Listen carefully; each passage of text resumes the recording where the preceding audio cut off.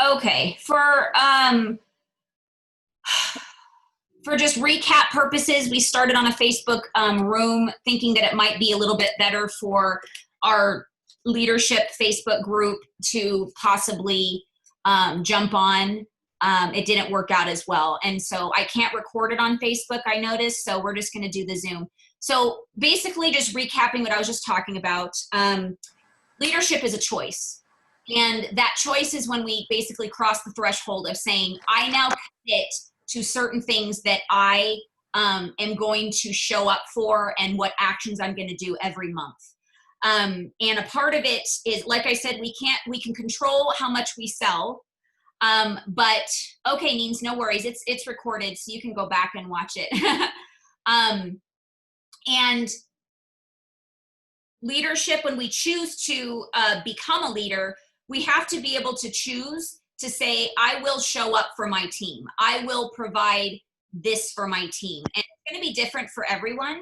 You're going to say that I choose to provide, resources once a week for my team on my group page, or I send emails once a week, or I choose to set up one-on-ones with my team members that want to grow their business, whatever that may be. But I will say that showing up consistently is the number one thing that has to happen on a leader's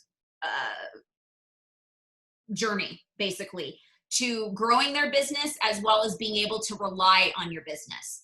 All of you guys know my deal. You've all worked, except for I literally think Melissa's the only one that wasn't here, but before Jess had her, 2.5 year of crazy, breakdown.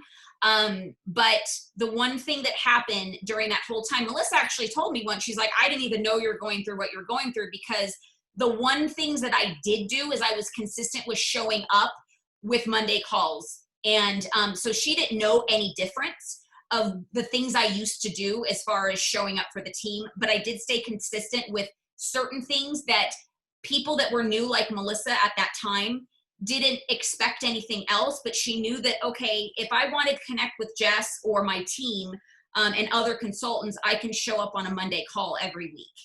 And I've talked to you all individually before. A lot of you have different schedules. Your concerns are my week changes every week. My kids' school, my whatever. Everybody has that. I'm going to give you guys a little bit of tough love right now, and because again, when we cross the threshold and say, I'm going to rely on my Scentsy paycheck for something, you're turning your business into an official business, because businesses don't decide whether they're going to open their doors every day because my husband has to work that day, or my kids have soccer or whatever. What happens is you figure it out, right? You say, okay, I can't take my kids to soccer, or my husband has to work. What can I do? Like if you're working for somebody else, right? You don't just tell your boss, well, I can't show up because I don't have a babysitter. You go, okay, what are my options? I can call a friend to babysit. I can hire a babysitter. And here's the thing, guys. There's a level of sacrifice that has to happen in order to grow that business.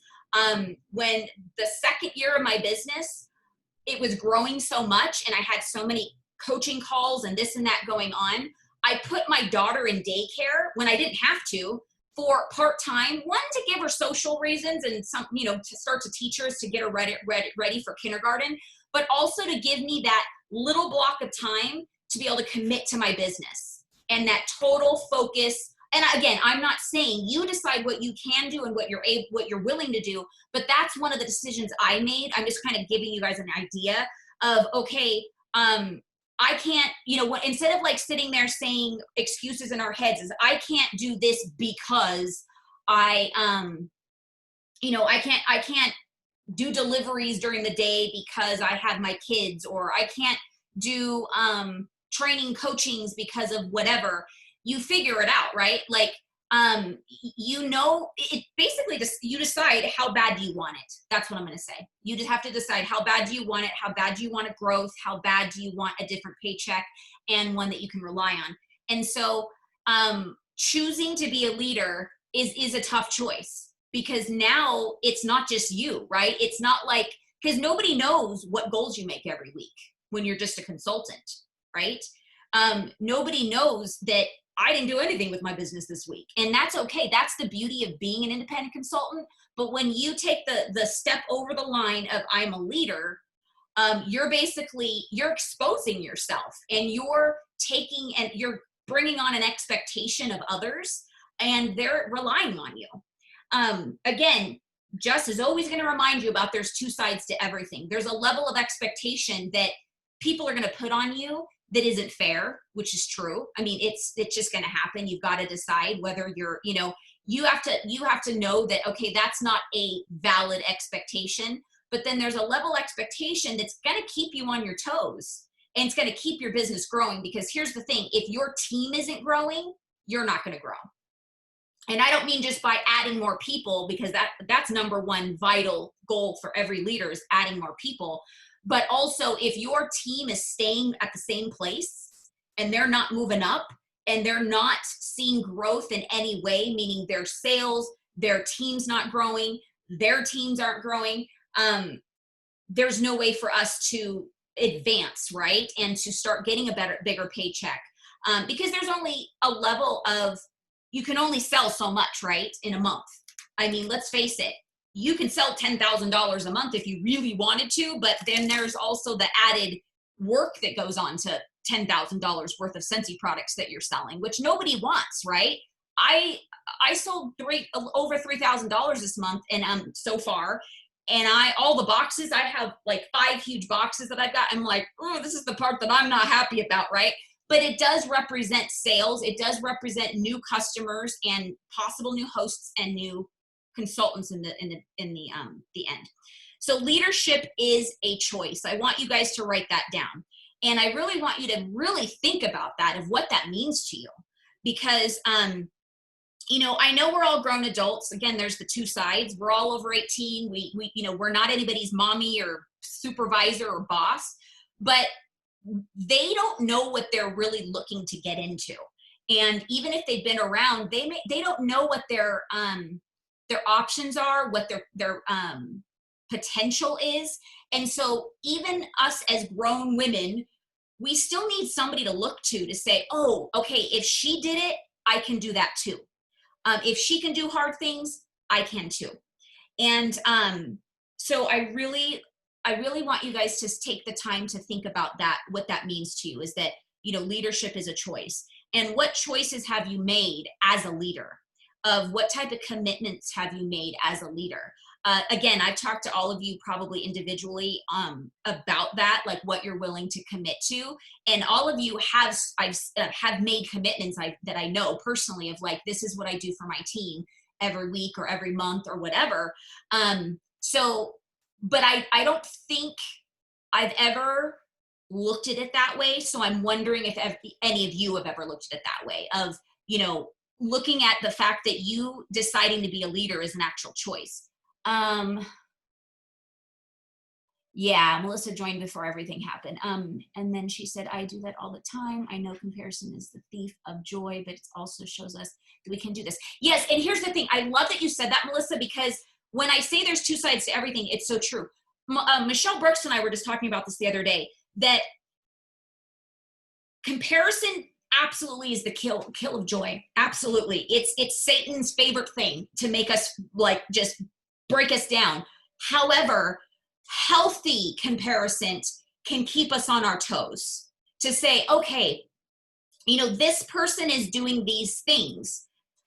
Is there things that she may be doing that I have never even considered doing? But the hard part of it is keeping yourself in check. Because when you start to let yourself compare, the majority of us kind of fall and start going, oh, I'm not good enough. I can't do that. She's got better skills than I do. She blah, blah, blah, blah, blah.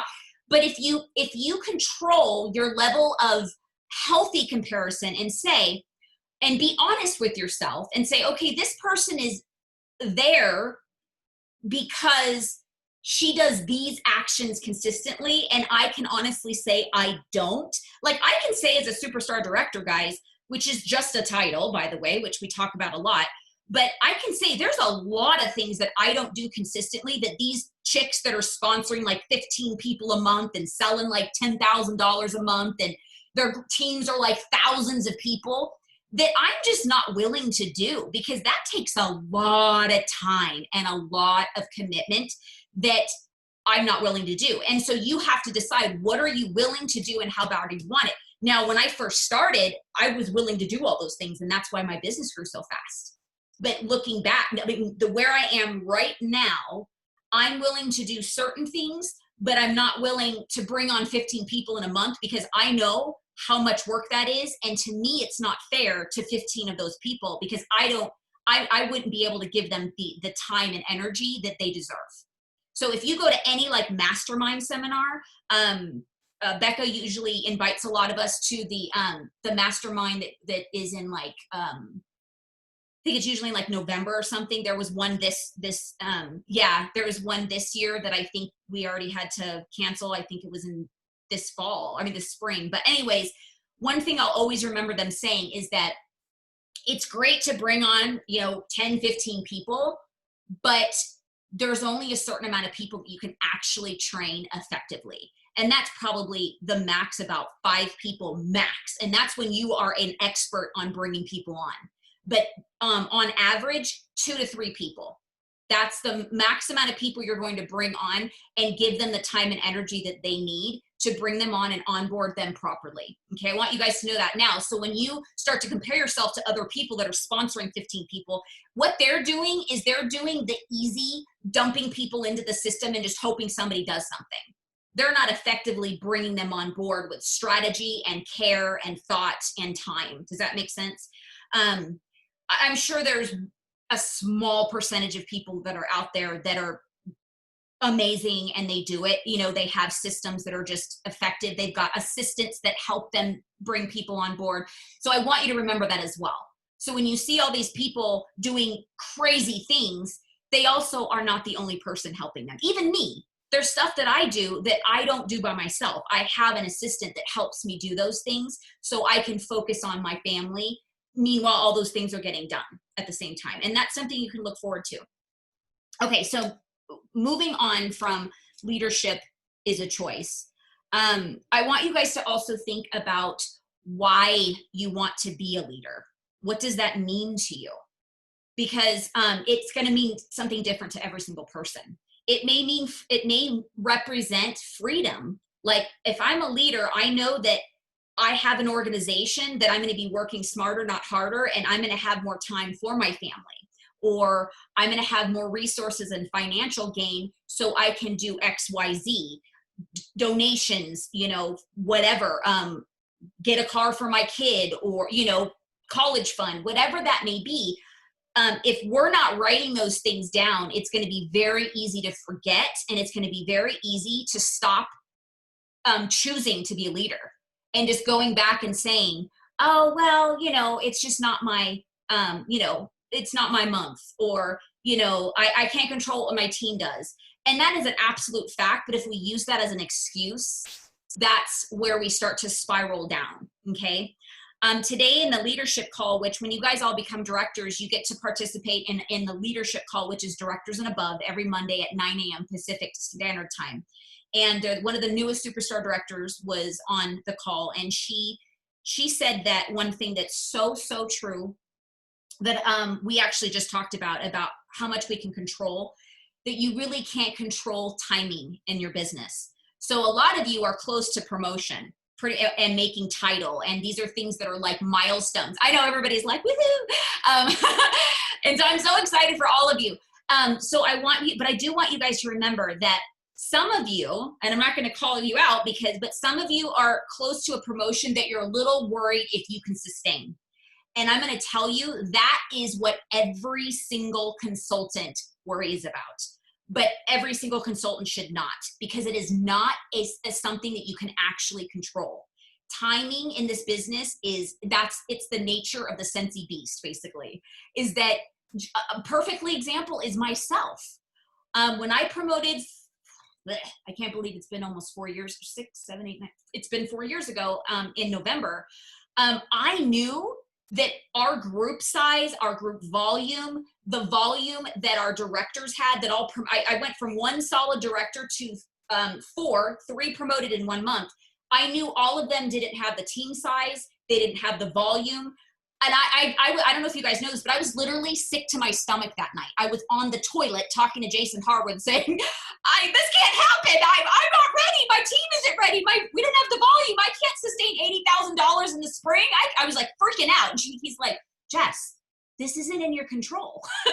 And, but I didn't understand that concept, is that you just got to take it as it is. And here's the thing I want you to think about. As you promote, you're going to get more resources. Meaning, when you become a director, you're going to have access to those phone calls.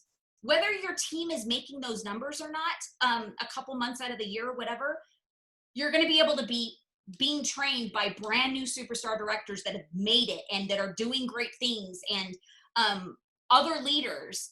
So think about those things. Don't think about, oh, my title is going to be taken from me, or, don't freak out like Jess did and say, and thinking of all the logics in it.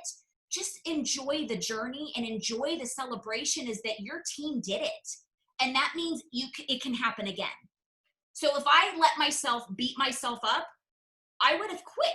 Because here I am 4 years later, and now just we have the volume and the team size, and you guys have the team size, that everything is going to start to be sustainable as far as my business. But if I would have given up and let my pride get to me and say, oh man, I can't keep that up. The only thing we can control is what we're doing. And the things that get you there, you have to think about, what was I doing that got me to that point? And then the only thing you can ask yourself is, are you continuing to do that? Just stop doing those things, guys, because 3 months later, a tragedy happened and I let that take over everything. And so I stopped doing the consistencies of sponsoring people regularly. I didn't do coachings. I committed to my once a week. That was all I was physically and mentally able to give at that time. So if you are able to continue on the pace that you're on now, you're going to be just fine. But then use me as an example. If something derails you, which life happens, it's okay. As long as you do the best you can, and you're not choosing not to do something that you are capable of doing, your business is going to still be there. Okay. That's the beauty of the business. So there's a level of energy that has to continue to happen. But like I said, two sides, right? Like, we've got to continue to do what we're doing in order to keep that momentum up and continue to build. But if for some reason you get off track for a little while, your work and energy you put in before is going to sustain you at least enough until you can get yourself back together and start dripping in the commitments that you did to get you there, right? Which you guys have watched me do that, right? You've watched me slowly kind of wake up and add what I was doing before and starting to do things that, got me to where I was. Okay. So one of the things that they talked about is focus on the work, not the title. Okay. Focus on the work, not the title. Because honestly, there's people, I don't know if you guys realize this, but there are people that are superstar directors that have smaller teams than you guys. They may have a huge group, but their team is teeny tiny because they stopped sponsoring, they stopped training, things like that. So there's really no way, literally no way to compare yourself to somebody else. The only way is to say, oh, they have the same title as I do. But there is no two organizations that look exactly the same. Okay? So just focus on you. Like Becca says, put your blinders on and focus on what you're doing, on what your actions are, what your intentions are, what your goals are, and what you can commit to. And if this person's committing to more and you're not, your life is different. Your capability is different. It's not because your heart doesn't want to do more. But if you're solid and committing to being committed to certain things, it's going to keep you moving, you're not going to be going against the current, you're going to be flowing with the current. Okay, which is what we all want to feel and actually do. Some of the things that another superstar director that's very, very successful in the company has shared is that she focuses on the first week on her business. Meaning the first week of her business, she's not scheduling coaching calls. She's not doing training calls.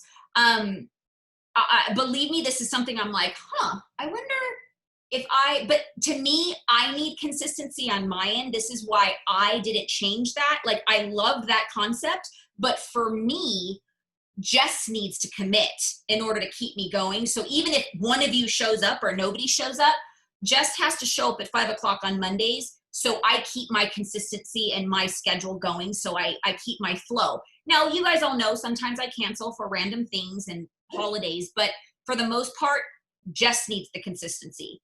It helps for you guys, but it's really, you need to find out for you guys as leaders as well as what you need in order to help you show up and make that choice of being a leader. That may look like something totally different with you and your organization, and that is completely fine. But I wanted to share you with that. I thought that was a great concept of breaking up weeks of where you focus on things. She does like her bulk samples, Scentsy Club subscribers. She focused on like sending out mailing for them, sample requests. She starts sending out who wants a sample. And then she focuses also on her own annual mentor and sales, like where am I at on the first week of the month, okay? And then the second, third week is focused on team and then group, things like that. And again, your organizations are different, so it's gonna be different, but figure out, let this whole month that you have work for you. Because when you think about it, it's like we have 30 to 31 days to accomplish a lot.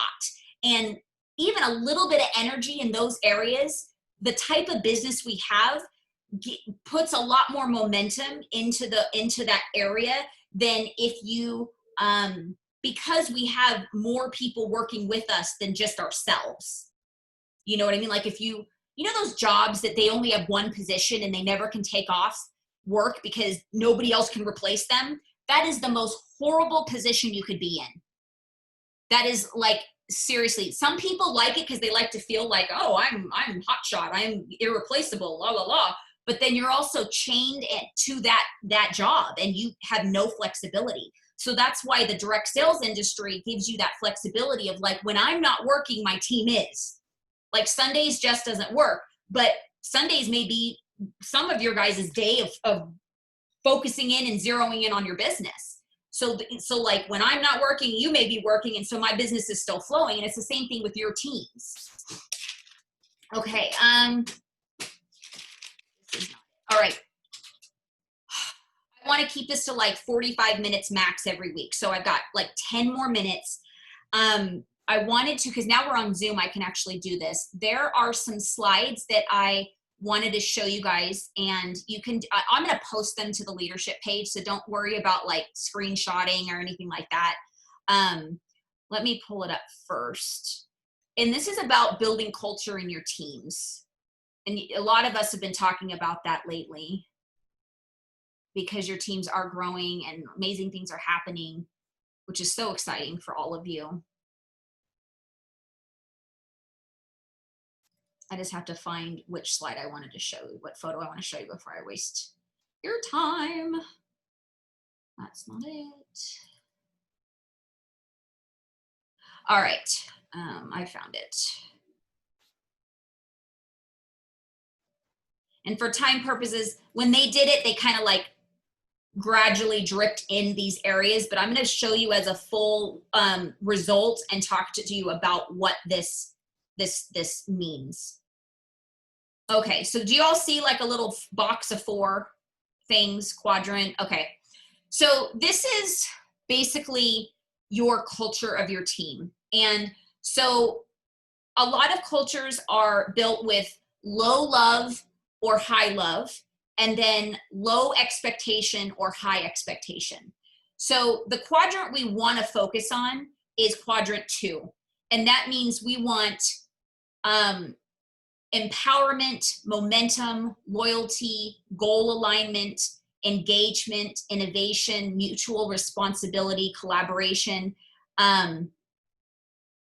dissatisfaction with anything less than all we can do, high productivity and performance. This is like the ideal culture and mindset of your organization, right? But how is that built? So there's different levels. So like level one is resentful obedience. So this is high expectation and low love.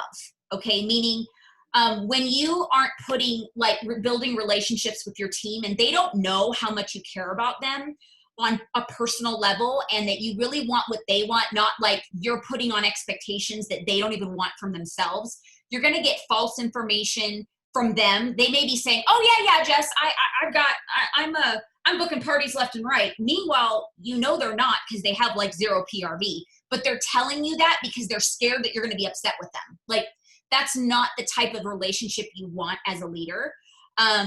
Manipulation. I honestly don't have really an example for that. I would say maybe as a leader, if you're leading with that type of high expectation and low love, you're manipulating them into do the things that you want them to do. Desire to look good versus be good. So, okay, here's an example. Your team's going to start like sponsoring people and doing it in the wrong and non-Scentsy way. Like, they're going to start, I want to live up to, Cindy's expectations. So I'm going to sponsor 2 people a month. So I'm just going to buy their kits just so she sees that I'm sponsoring, which is wrong, right? That's totally against compliance, but they have they think that they want you to be proud of them. So they would rather do it wrong and go against compliance than disappoint you as a leader. Feeling of daily grind. It's not fun for them. They feel like, holy crap. I mean, I feel so much expectation at my job that, pays my bills right now. And I feel like I have to do this or she's going to be disappointed in me. Okay, Liz is, hold on one second. Liz is joining in. She's, I'm going to have to tell her, hold on one second. She's asking. Okay. Liz, hey, there's a post on we're on Zoom now. This didn't work out. Oh. So jump on the page. There's a link for Zoom to jump on. Okay. Okay. Thanks. Bye. Okay. Okay. Let's get back to, all right. Little personal development. Now, your team members are going to grow their business as much as they grow themselves. And just like you grow as much as you grow yourself. We can't become a better leader or consultant and make more money if we're staying the same person that we are today or the person that we joined. You guys all know that, right? You can all probably give me 5 things off the top of your head that you've learned and have grown in certain areas since you've joined Scentsy that are better, that you become a better person in some way, better friend, better whatever.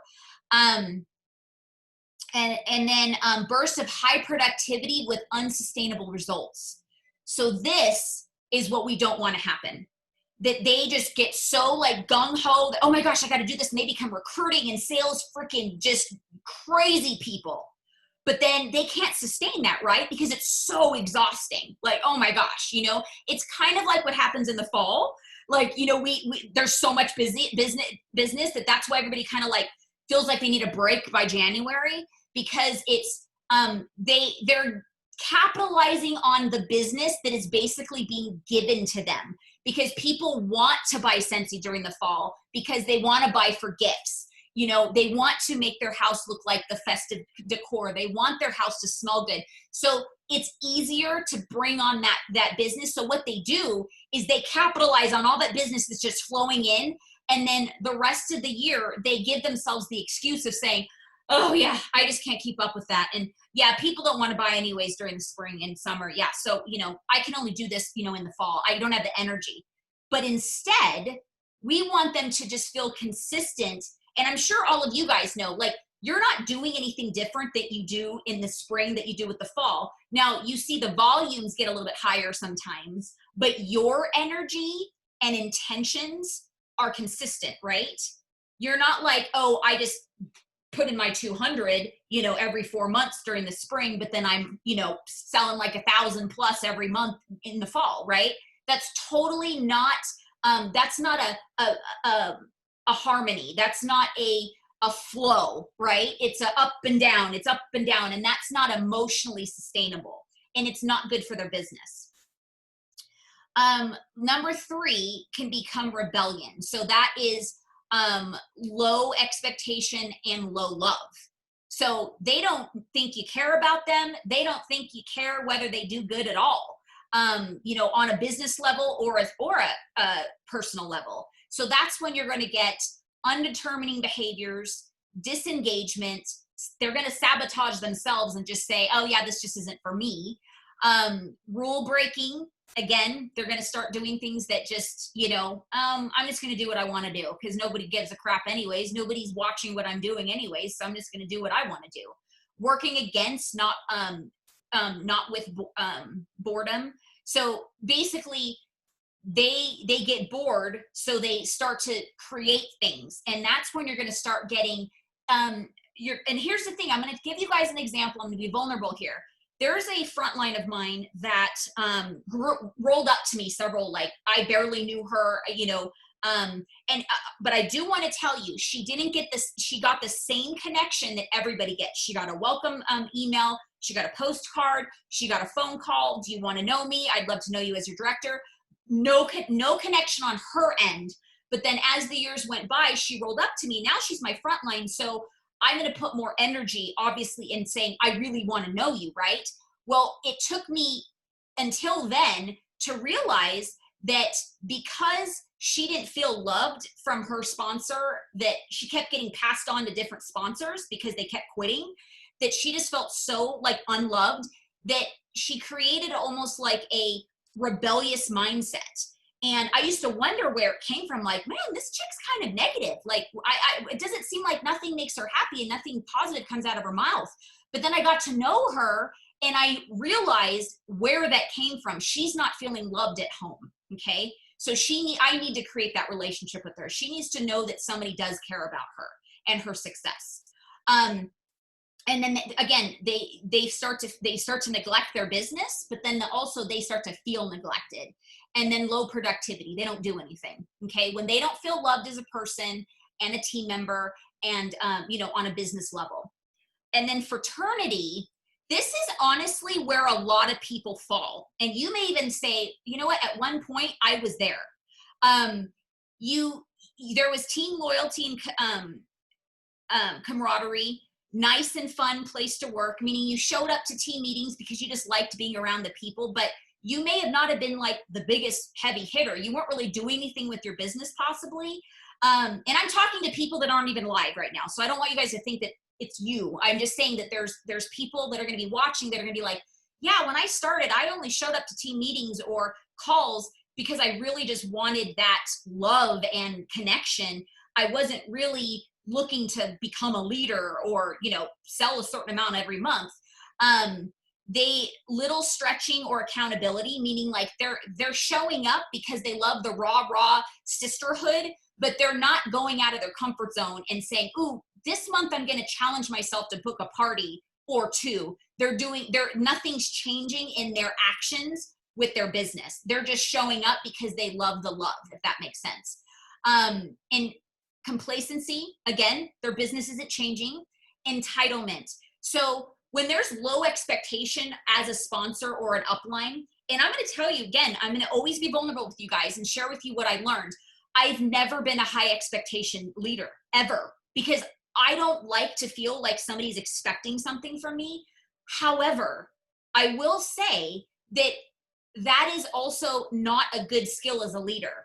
There's a way that you can have an expectation, meaning like you break down what they want in their business and then you help them see that this is their goal and that you only want what they want. And if that doesn't show up, you recognize that, saying, okay, but you told me, this is what I heard. You said you want to be able to move out of your mom's house and be able to pay for your rent. yourself with your day job plus Scentsy helping you. And this is how much we came up with, that you needed an extra $200 a month to be able to afford to live on your own. However, you haven't been taking the actions in order to do that. So has your needs changed? Has your desires changed?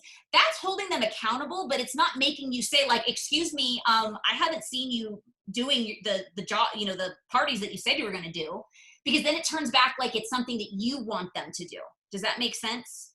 I hope that like is a difference between expectation that you want and expectation that they're telling you they have of themselves and the desires they want. Now, it also, and I will be honest with you, I've seen it 1,000 times, is when you give too much love and low expectation, entitlement starts to happen. They start to expect you to, they want more of your time because you show them how much you love and they need that. They're craving that love. Think about when you have a kid and they're going through that period of, they just really need that extra, like a new baby comes around or something that's pulling you away from them. They want your attention more than anything, right? And then when you put an expectation on them saying, you know what, you haven't done your homework, so we can't have mommy and me time or daddy and me time or whatever, whoever's watching.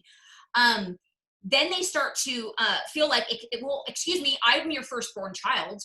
Well, I should have that time with you. Or I've been around longer than this person have, and you say that you do coachings with this person, but the thing is, the difference is when you get on a coaching with them, it's all they're doing is just crying about, all the problems they have in their lives, but they're not talking about how they're going to make a solution to move forward. So sometimes we have to give that tough love of like, I love you, I care about you, I want what's best. But if, and you guys have probably heard this before, if you don't do A and B, C isn't going to happen. And so I had to have these tough love conversations with some of the people I've been coaching, and some of them may have been you guys. And you realize as you became leaders, like, oh, Jess had a strategy behind this. There's a reason why she did this, is because honestly, a consultant doesn't need us as a leader unless they take actions. And then, so basically what I would say is, you don't need me. There's nothing I can do for you. I can't bring you forward until you do A and B. There's no way that we can jump to C. So like they would start to expect those phone calls, and I'd say, well, is A and B happening? Did that happen? Well, this happened. My mom came into town. Oh, my job is changing. And I've been so tired. So nothing but excuses. So I have to say, okay, I'm sorry all that's happening, but has an A and B happened? No. Okay, well, unfortunately, there's nothing to talk about today. We can't talk about C or D because A and B hasn't happened. And so, but we have to make sure we encourage them. I love you. I care about you. I want your success. I want to support you to move forward. But if those things don't happen, I'm not a magician. I can't make C happen without you doing the work. And the hardest part of being a leader is giving that tough love. Because when you think about it, if you just keep stringing them along and letting your ego get boosted because they want to spend time with you, and it feels good when people want to see you and talk to you. It does, believe me. And you lift them up and they say, oh, I love talking to you and you make me feel so happy. I always feel so positive after I get off the phone with you, blah, blah, blah. But if they're not making progress, you're actually hurting them, because you're making them think that by talking to you, something's happening, and it's really not. It's like, it's one of those false pluses, meaning, or what is it? It's not sustainable. It's not sustainable, meaning they're on this euphoric, yay, I love talking to Melissa, she makes me feel so good, but then they hung up the phone and all of a sudden they're doing the same non-actions that they did before. All right, and I know we're over time. Lenience, we start to, if we don't have expectation, if we love them too much, and you can never love anybody too much, but you know what I mean? If that's what you're only leading with, you start to give them excuses too, and you let them make excuses, meaning like, oh, I'm so sorry you've had a rough time at work this week. Oh yeah, and I know having kids home that's rough. Oh yeah, let's talk next week. No, because I'm sorry all that's going on, but guess what? It's going on with everybody, and there's other people that are still making it happen. So when you're ready to actually make it happen, then let's talk. If you want to just have a friend talk, let's schedule a friend talk, but let's not schedule time in my business hours where I could be plugging in somebody that's ready to do business. Does that make sense, guys? I know it's so hard. Believe me, my heart hurts when I talk about this tough love stuff because it hurts every time I have to be that way with people. But I will say the upside of it is the people that really want it, you're not going to be their best friend. Believe me. They're going to hate you. They're going to be like, they're going to think, oh, she doesn't care. She's not my sponsor doesn't help me, blah, blah, blah. But when they're done making excuses, they're going to go, you know what? Thank you for not holding my hand, because I had to decide whether I want this or not. And I needed to step up as a grown adult, as a business owner, and do the things that need to happen. And then when things started to happen, Nina was able to support me to where I was, and she was able to continue to support me and not hold my hand, but be alongside, lock arms with me to move me to the next step. But until then, and there's people that are in this leadership call, not live necessarily, but you know who you are. You know that you were that person. And they've told me they've told me that I didn't support them. That was what they were telling themselves, because I didn't let them continue to make excuses and waste my time and theirs. Does that make sense? And last one is low productivity. Again, that's obvious, right? They don't do anything. It's the same thing with, complaints at sea. So I'm going to post this. And so I really want you to ask yourself, I want you to write a list, because most of you have a small enough team right now that you could literally write down a list of all your people on your team, and you could literally say where they are. Everybody's probably in a different quadrant, right? And then you can really see who do I need to focus on? Who really does need my time, because they're moving and they're growing and they're experiencing things that they need my support with. So obviously the Quadrant 2 people are where you're going to focus, right? And the people, again, everybody needs love. Everybody does, because that's what's beautiful about this business, is that Scentsy adds value somewhere. But we have to be able to distinguish if they need us just for a friend and they just need that, uplifting confidence, that doesn't need to be done on business hours. Okay? If they need a friend and you're open to and you really think of them as a friend, you're not scheduling coaching time with them while somebody else can be utilizing that slot. And that's another reason why I'm going to leave it at this, that you really need to have business hours for your team. Vital. And they need to know when those hours are. That's why I use Calendly, the website, because I want you guys to see that at any week, when Jess is open for coaching calls. And I don't have to go back and forth. Oh, do you have this time? Is this time good? Oh, I don't know. That doesn't work. I mean, I'm sure you guys done that a million times with your team members. So it's a free service, Calendly, I'll post that again. And you could and this is a way of you choosing to be a leader as well and committing to your work time schedule, and say, if you only have one day a week that you're able to say, I can do one coaching call a week at 8 o'clock because my kids are in bed, I'm off work, I've eaten my dinner, whatever. And they can say, oh, shoot, I need to get in this week. So the first person that plugs themselves in, that you're committing to them, and they're committing themselves. They're taking the action to plug themselves in. And we're not holding their hands going. Again, the whole back and forth stuff is crazy, right? And I'm sure you guys have done it a million times.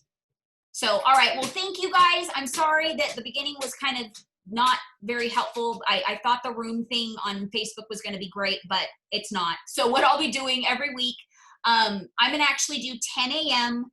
every Monday, which is right after the leadership call.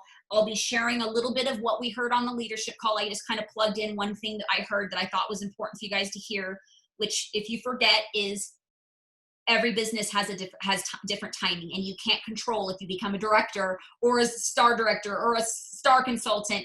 It's just, it happens. It's the beast that is just, it's growing and crazy. And the only thing you can control is your actions. Okay, guys? Jess loves you all, and I hope that this is really going to be something that's going to help you. You know that it's taken me years. I've been saying I want to do a committed leadership call, and I tried it and I wasn't committed, but I promise you I'm committed now. And I hope this is going to really help you guys. So I hope you have a great week. Of course, Monday night is our regular group call, and I hope you can make it and make sure your teams know about it. And it's just a way for all of us to get together. All right. Have a great day, guys. Bye. And next time, really fast, I know you guys have left. I'm not going to talk as much. I'm going to have more time for us to actually chat and share ideas. Just, I just wanted to get this content out. So we'll probably be talking more about what we talked about today next week. What your thoughts are, what you guys discovered by writing your list down, things like that. All right. Bye, Neens. Have a great day. Mwah. Love you.